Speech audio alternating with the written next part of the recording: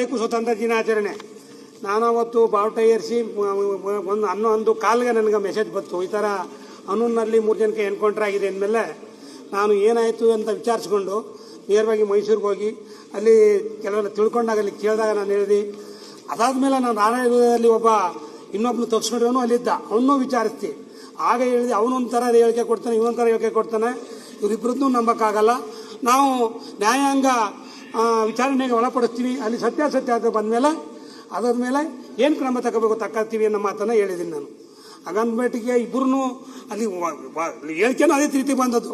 ಆಗತ್ತ ಅವ್ರು ಹೇಳ್ತಿ ಸಮಸ್ಯೆಗೆ ಹೋಗಿದ್ದ ಅಂತಂದ್ರೆ 5 ಗಂಟೆನಾಗ ಸಮಸ್ಯೆಗೆ ಹೋಗ್ತಾರೆ ಅಧ್ಯಕ್ಷರೇ, ಎಲ್ಲನೂ ತಿಳ್ಕೋಬೇಕಾಗ್ತದೆ ನಾವು. ಆತಕ್ಕೆ ಹೇಳಿಕೆ ಕೊಟ್ಟಿರೋದು ಇರಲಿ ಹಾಗೆಲ್ಲ ನೀವು ಹೇಳಿದ್ರೆ ಆಗಲ್ಲ. ಕಾಡ್ ನೋಡಕ 5 ಗಂಟೆ 10 ಅಭಯಾರಣ್ಯ, ಅದು ಅಭಯಾರಣ್ಯ ರೀ.